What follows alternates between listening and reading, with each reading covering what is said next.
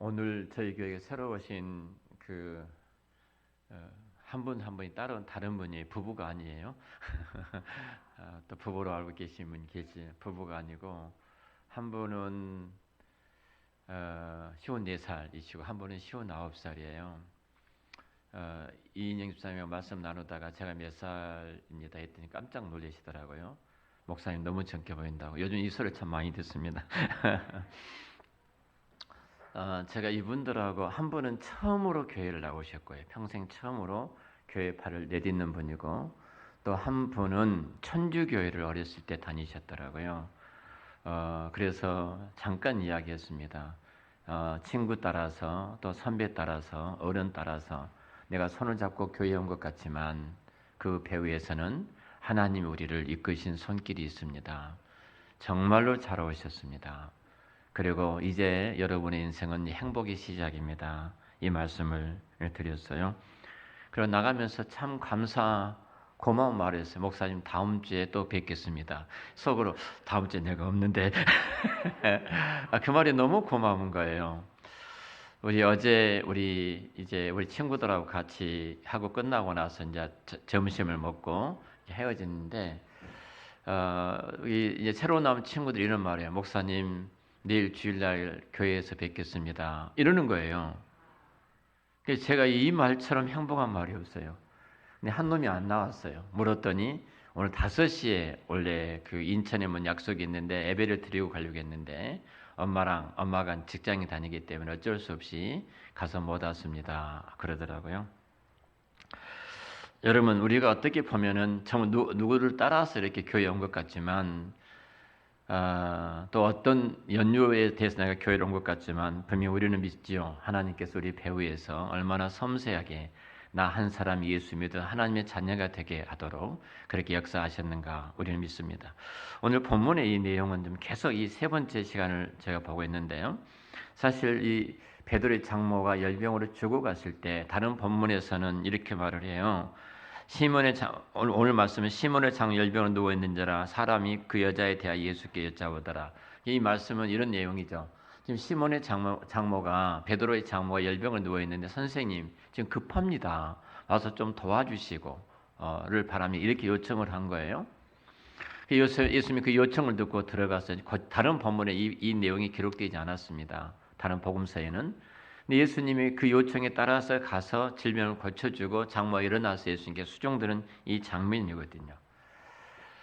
예수님이 제자를 부르실 때도 동일합니다. 제자들을 부르시는 현장을 보면은 거의 관계된 현장이었어요. 누가 이렇게 해서 보라기 해서 등등 다 그러잖아요.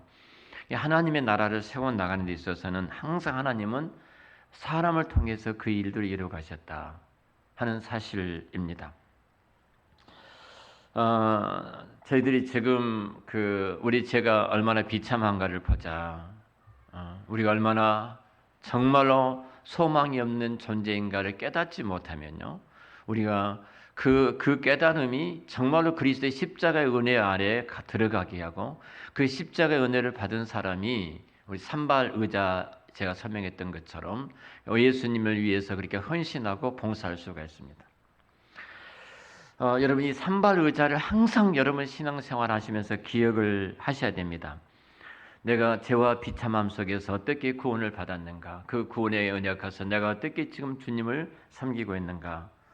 이것은 마치 이와 같지 않다고 말씀을 드려서 이번 정거장을 도착했으니까 다음 정거장으로 가고 다음 정거장에 도착했으니까 그 다음 정거장으로 간다, 이 말이 아니라는 거죠. 똑같다는 거예요. 우리가 처음에 내가 죄의 비참을 깨닫고 한 10년, 20년쯤 지나다가 십자가 내가 그 은혜를 알게 되고 또 10년, 20년 지나다 죽을 때쯤 되니까 이제는 내가 주님을 위해서 살아야 되겠구나. 그게 아니라는 거죠. 예수님을 처음 믿었을 때나 성숙한 신앙으로 자랐을 때 똑같이 우리는 이 비참을 깨닫고 그 은혜 아래 들어오고 그리고 곧바로 우리는 그리스도에서 헌신하고 봉사하는 자리에 가는 것입니다. 한번 생각해 보세요. 죄와 비참함을 모르는 사람이 뭐 때문에 예수님께 손을 내밀겠습니까? 절대 손 내밀지 못합니다. 제가 지난 수요일 날 이런 예를 드렸어요. 팔당대교가 그 물이 쏟아질 때, 팔당댐에서 물이 쏟아질 때 그 집사람이랑 가본 적이 있습니다.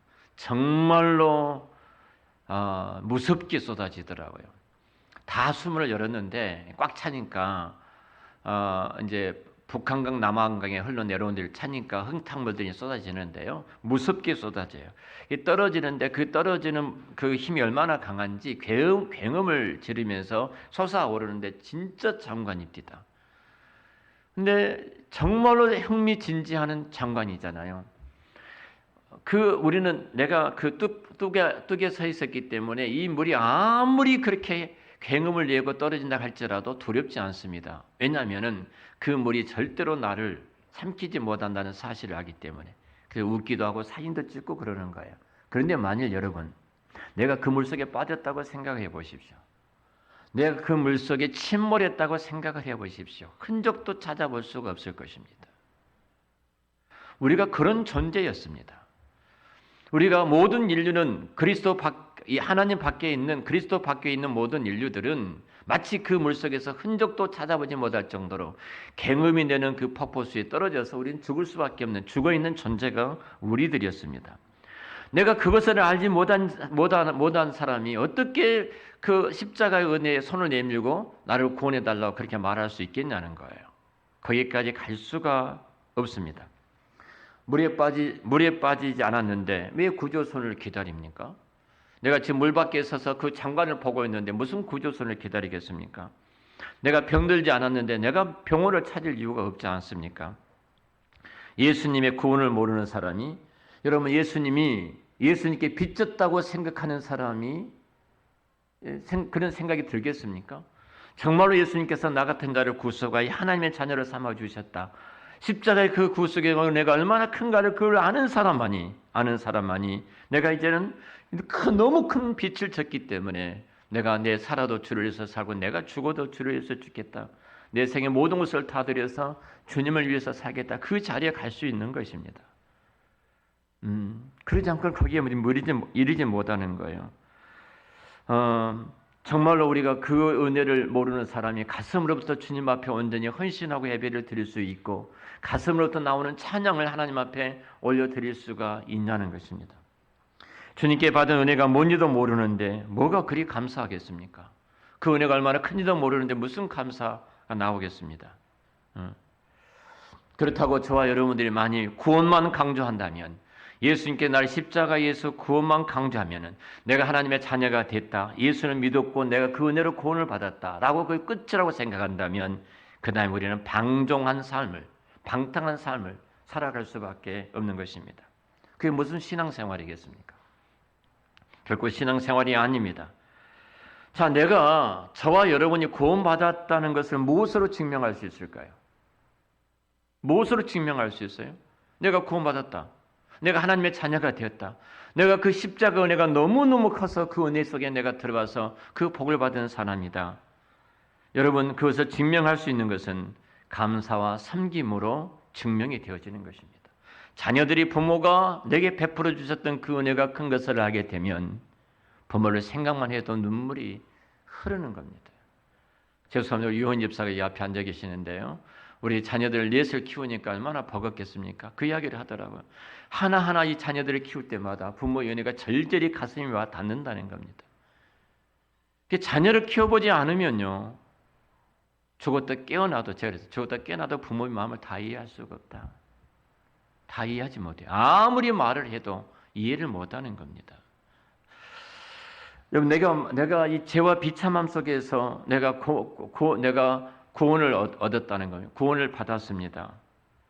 자, 그럼 만약에 내가 비참함 속에서 죄와 비참함 속에서 소망이 없는 내가 구원을 받았다, 이걸 모르고 섬김만 강조하고 봉사만 강조한다면 그 사람은 행위주의와 율법주의에 빠질 수밖에 없습니다. 이 사람이 봉사한 자리에 항상 소리가 납니다.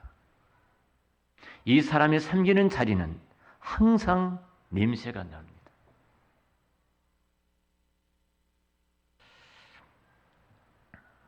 그래서 정말로 예수 그리스도만이 나의 유일한 행복이고 예수 그리스도 나의 유일한 희망이고 이유라는 사실, 기쁨이라는 사실을 우리가 누리기로 한다면 이 세 가지를 반드시 여러분들이 우리가 알아야 합니다. 자, 여러분, 개종한 사람이 있고 회심한 사람이 있습니다. 비슷한 말이겠지요. 개종했다, 회심했다. 여러분, 어떤 신학자가 이런 말을 했어요. 어떤 교회는 사람들을 개종시키는 데 성공했지만 회심시키는 데는 실패했다. 자, 여러분, 개종과 회심은 다릅니다. 개종이라는 것은 내가 믿는 종교를 바꾸는 것입니다. 천주교에서 기독교로, 불교에서 기독교로, 이것이 개종이라고 그래요. 내가 사흘 초 8일 날 절에 다니면서 공을 들였던 내가 교회에 다니는 사람, 다시 교회에 출승하는 이 사람을 우리는 개종했다고 말을 합니다. 다 1차적으로 저와 여러분이 개종한 사람일 겁니다. 우리 문화가 다 불교 문화 속에 살아왔기 때문에 개종한 사람일 거예요. 여러분, 이 개종의 자리에 머문다면은 종교인이 되어버립니다. 개종한 종교인. 그래서 불교에 있는 것을 그대로 종교만 바꿨을 뿐이지 똑같이 살아가는 종교인이에요. 회심한 자리로, 회심한 교인의 자리로 우리가 나아가야 합니다. 회심은 주님을 향해서 내 마음으로는 이제 우리가 그렇게 고백하 내 마음에 그리스도가 나의 것이고 내가 그리스도의 것입니다. 내 인생의 참된 행복과 기쁨은 예수 그리스도 안에 있습니다. 나는 소망이 없는 존재입니다. 라고 고백하면서 그리스도 앞에 나아가는 것. 그리스도만이 나의 왕이고 나의 구원자고 나의 주님이라고 고백하는 것. 이것이 회심한 사람이에요. 교회 안에는 대단히 많은 숫자가 개종하는 사람의 자리에 머물러 있습니다. 저 오늘 새로 나오신 분들한테 그 말씀드리고 이제 같이 성경 공부를 합시다 그랬어요. 성경 공부를 합시다. 평생 처음 교회 나오셨는데 도대체 성경이 어떤 책인가 한번 공부해 봅시다. 천주교에서 다니다가 오신 분에게도 동일하게 제가 성경을 한번 공부해 봅시다. 기독교가 어떤 종교인가 한번 성경을 공부해 합시다. 이런 말을 했어요. 자, 만약에 내가 회심한 자리, 거듭난 자리, 하나님께서 나의 왕과 주인이시고 내가 그리스도 안에서 구원받았다는 그 자리까지 가지 못한다면요. 우리가 어떤 자리에 있다는 거예요? 종교만 개종했다. 불교에서 4월 첫 8일 절에 갔는데 이제는 다시 교회에 나온 것으로 종교만 개종했다. 이런 사람이 되어지거든요. 자, 이런 사람들은 제가 특징을 이야기하겠습니다. 자, 우리도 한번 점검해 볼 필요가 있어요. 내 안에도 그것이 있는가 점검해 볼 필요가 있는데 자, 내가 죄인이라는 것을 여러분 동의하지 못한다. 내가 왜 죄인이야? 나는 그래도 좀 나아. 여러분, 교회에 나와서 가장 먼저 듣는 소리가 뭐냐면 죄인이라는 겁니다. 회개하라는 겁니다.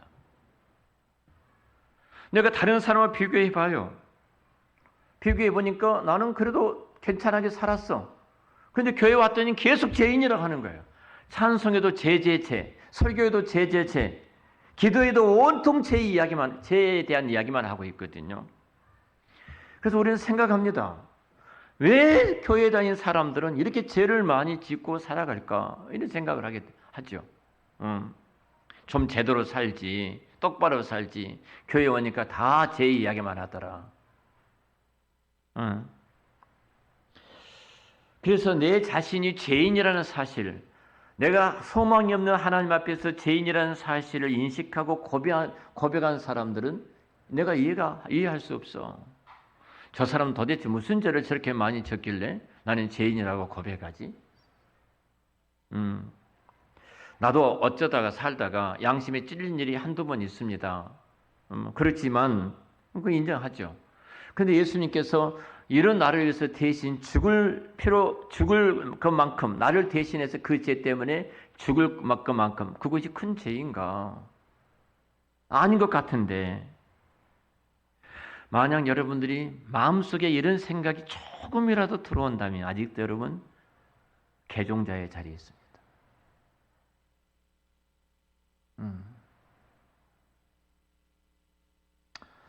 또 하나 우리가 교회 와서 이해가 되지 않는 것 한번 생각해 보십시다. 나는 정말로 개종자인가? 회심한 참된 그리스도인인가? 제가 지금 무거운 이야기를 무거운 말씀을 여러분에게 전해주고 있는데요. 자, 찬송마다 설교마다 대화마다 우리는 십자가의 은혜를 말합니다. 구주의 십자가의 벌로 나 죄시선 받았네. 응? 예수께서 흘리신 그 보혈의 은혜가 너무 커서 그 은혜를 부를 때마다 눈물 흘리는 수많은 사람들을 봅니다. 교회 안에서 십자가를 생각하면 눈물 흘리고 그 찬송을 부르면서 울컥울컥 눈물 흘리는 사람들을 봅니다. 한번 생각해 본 거예요. 한번 여러분 정말로 빚지고 있는 사람이 얼마나 많은가? 여러분 우리 부모의 은혜가 얼마나 큽니까? 스승의 은혜가 얼마나 큽니까? 조상의 은혜가 얼마나 큽니까? 그런데 교회 안에서는 이 부모의 은혜는 명함도 못 내놓습니다. 명함도 못 내놔요. 부모의 은혜는 찬양과 어떤 기쁨의 축에도 끼지를 못합니다. 교회 안에서는. 이상하잖아요. 그런 은혜들은 한마디도 말을 안 해요. 그리고 예수님의 십자가의 그 은혜만 찬양하고 십자가의 그 보혈의 찬양을 통해서 눈물을 흘리고 감격하는 모습들을 교회 안에서 보거든요. 왜 그럴까? 아직도 내가 그것을 이해하지 못하고 있다면 나는 개종자입니다.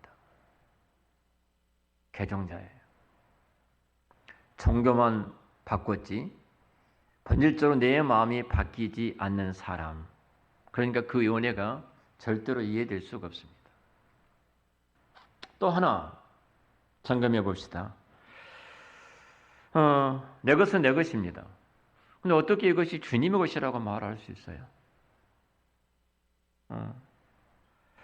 더 많은 것을 내가 붙들고 살아도, 더 많은 것을 내가 소유가 살아도 다 못 살 삶을 왜 예수님한테 이 모든 것을 드리겠다고 시간을 드리고 건강을 드리고 물질을 드리고 내 은사와 재능을 드리고 이해가 안 되잖아요. 나도 너무 힘든데 왜 물질을 드려야 돼?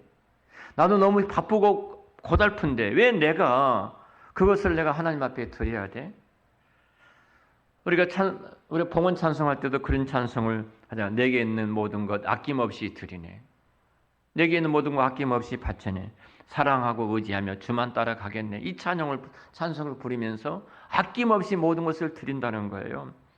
드릴 돈도 없지만 이런 찬송을 할 때마다 얼마나 부담이 됩니까? 이런 설교를 드릴 때마다 얼마나 부담이 됩니까? 이런 찬송 가사가 너무너무 싫은 거예요. 그렇잖아요. 제가 이번에 지난주 금요일 날 광화에 있는 우리 피스메이커스 거기 이제 그 권사님 집사님 집인데요. 그걸 교회 예배 처소로 해서 2층에서 예배 드리고 기도하고 이런 곳입니다. 그 북한 땅에 보이기 때문에 거기 그 중국인 교회를 그러니까 북한 땅을 위해서 교회를 7개 세우면서 사역을 하시는 그 현장인데요. 참 많은 은혜를 입었습니다. 근데 간당한 사람 2사람을 못 데리고 간 것이 너무너무 후회스러운 거예요. 이렇게 큰 은혜를 입었는데 내가 안 간다 해도 끌고 가야 될 건데 안 간다 해도 모시고 가야 될 건데 정말로 내가 하나님의 은혜를 내가 아는 자인가? 하나님께서 그 은혜를 예비해 놓고 준비해 놓으셨기 때문에 우리에게 그렇게 길을 열어주시는데 우리는 그것을 보지 못하니까 길이 머네 어쩌네 막 하고 차가 부족하네 어쩌네 해가지고 다 뒤로 빠져나갔는데 생각해 보니까 너무 큰 죄를 지은 거예요. 제가요. 회개했습니다. 그 기도 시간에 회개 기도를 말씀할 때 정말 그 일을 회개했습니다. 이분들이 와서 이 자리에 앉았다면 또 우리 성도들이 와서 이 자리에 함께 기도했다면 얼마나 큰 은혜를 받았을 텐데 진짜 회개가 나오더라고요. 여러분 한번 우리 봅시다. 나 지금 쓸 돈도 없어요. 한 끼 겨우 식사할 돈밖에 없어요. 근데 내게 있는 모든 것 주의 것이니 아낌없이 드리네. 이런 찬송을 할 때마다, 이런 봉헌을 할 때마다, 이런 헌신을 할 때마다 우리 나보고 어쩌라고. 내가 이렇게 지금 힘들게 살아가는데 뭐 11종 나보고 어쩌라고. 하나님 넉넉해 주시고 하라 가지. 응? 진짜 여기 있는 모든 사람은 다 드렸을까? 이런 생각도 드는 거예요. 목사님은 진짜 여기 있는 모든 것을 다 드렸을까? 이런 생각이 막 들어지는 거예요. 안 들어지던가요? 훌륭하시네요. 훌륭하셔요.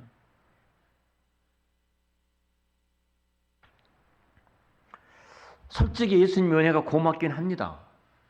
그러니까 너무 고맙긴 해요. 근데 정말로 내 모든 것을 다 드릴 만큼 그렇게 아니지는 않습니까? 이런 생각이 안 들던가요? 이런 생각이 헌금을 할 때마다 불편합니다. 참 불편해요. 제가 하루 오래전에 그 말을 해요. 설교 시간에 어떻게 그냥 갑자기 성령께서 감동해 주셔서 그냥 헌금 시간에 주머니에서 다 헌금을 끄집어냈는데 10,000원짜리가 나와서 다시 집어넣고 1,000원짜리 내서 했다 이 말을 했어요. 근데 시험 들어서 한 분이 어떻게 목사님이 그 설교 시간에 그렇게 할 수 있겠는가? 100번 시험에 든 이야기입니다. 성민아, 성민이야, 성환이냐? 성환이니? 시험 들지. 그리스도의 십자가의 그 은혜와 그 속에서 내가 왜 이 땅에 존재하고 사는 그 복을 알지 못하면 100이면 100 다 시험 들 수밖에 없는 것입니다. 그러던 어느 날 우리가 죄인인 것을 깨닫게 되어졌습니다. 나 같은 죄인을 주께서 어떻게 나를 구원해 주셨는가 그 은혜를 내가 알게 되었습니다. 나 같은 자를 이렇게 구원해 주셔서 그 은혜가 너무 감사해서 마치 무디처럼 내가 하나님 앞에 드릴 것이 없어서 그 헌금 바구니에다 나를 집어넣을 정도로 주님 내가 나를 주님 앞에 올려드립니다.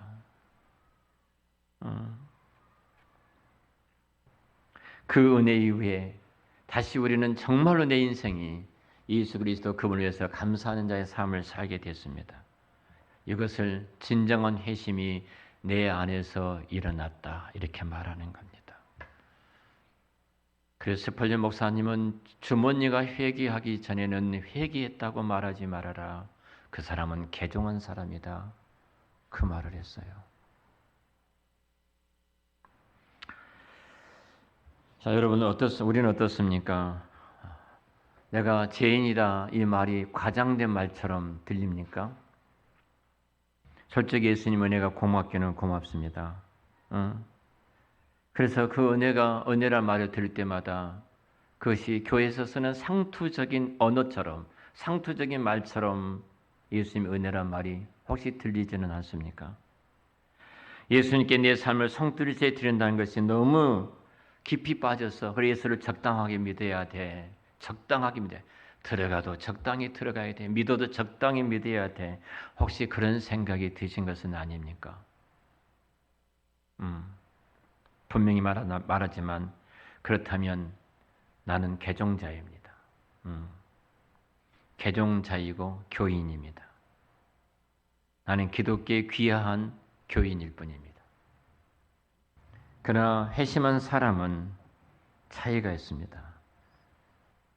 이 세 가지를 내 것으로 갖고 살아가느냐, 그것으로 살아가느냐 아니냐 하는 차이입니다. 자신이 개종한 사람인지 아니면 회심한 사람인지 사람들은 잘 모릅니다. 자, 여러분 옆에 분 한번 봐주실래요? 옆에 분 한번 봐주세요. 자, 이분이 개종한 사람인지 회심한 사람인지 잘 모르죠. 근데 딱입니다. 하나님과 내 자신만 압니다. 하나님과 나만 알아요. 아직도 내가 개종한 사람으로 남아 있다면 정말로 자신의 마음에 이 고백, 이 세 가지 고백이 꼭 있어야 됩니다. 날마다 주의 은혜가 너무 커서 나 같은 비참한 자가 주의 은혜로 구속을 받아 하나님의 자녀된 그 은혜가 커서 정말로 내가 나의 모든 것을 주 앞에 드려도 아깝지 않다는 그 생각, 내가 그 자리까지 가는 것, 그것이 우리의 삶에 더 크고 더 귀한 것으로 흘러가야 되지 않는가, 그리고 더 확장되어지고 더 깊어져 가야 되지 않나 그런 생각을 갖습니다. 결론적으로 말씀을 드리겠습니다. 예수님 빼놓고는 절대로 행복할 수 없습니다.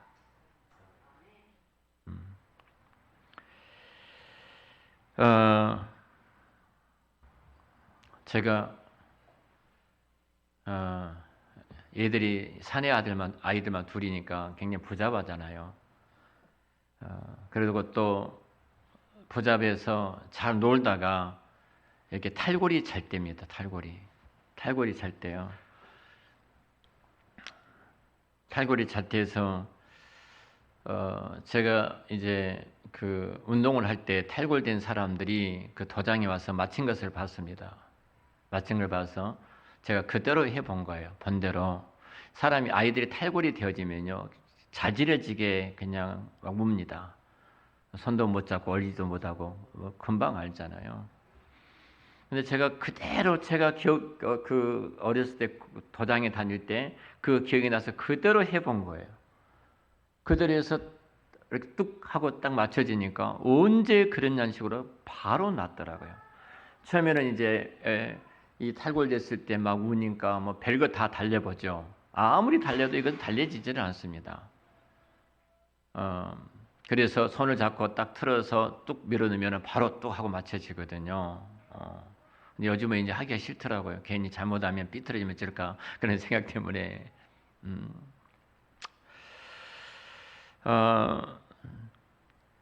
우리도 마찬가지입니다. 참된 행복이 어디가 있다고 생각을 하십니까? 아이들이 탈골됐을 때 어떤 것으로도 울음이 그쳐지지 않습니다. 과자를 줘도, 그렇게 좋아하는 장난감을 줘도, 그렇게 좋아한 것을 줘도 그 아이들이 탈골됐을 때 그 울음소리를 그칠 수가 없어요. 그런데 그 탈골됐던 뼈를 맞추는 순간 언제 그랬냐는 식으로 순간적으로 울음이 뚝 그치고 그리고 뛰어노는 모습들을 우리가 보지 않습니까? 참된 행복이 어디 있을까요? 참된 안식과 참된 위로가 어디 있을까요?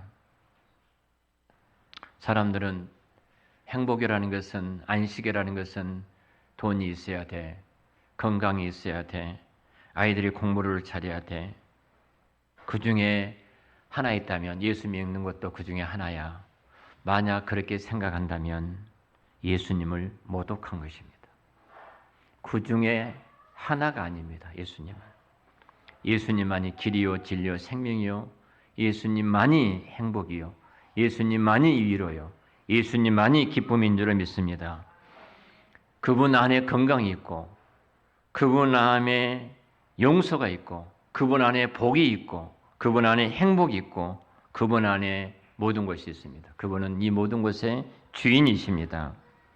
그래서 우리는 그 은혜를 알기 때문에 너무 커서 내가 예수님만 따르겠습니다. 예수님만 사랑하겠습니다.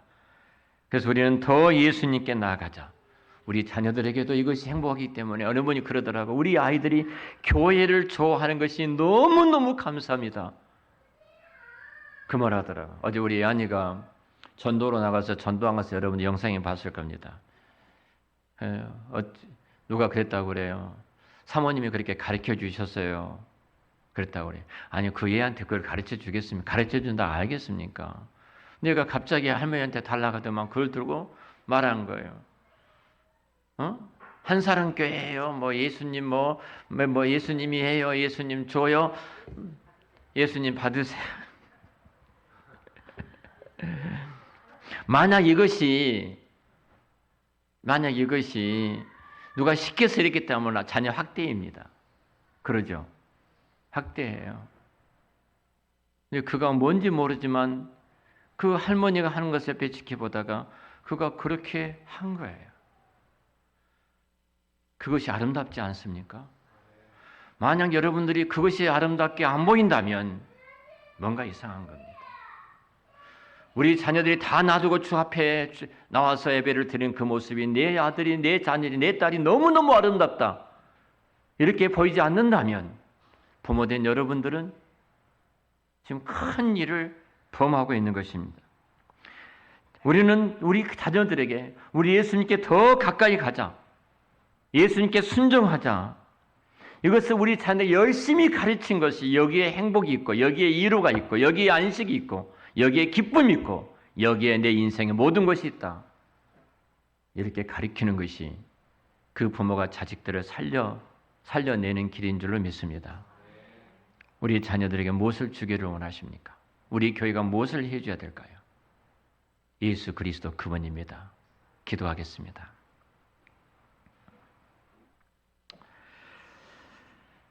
하나님 감사합니다.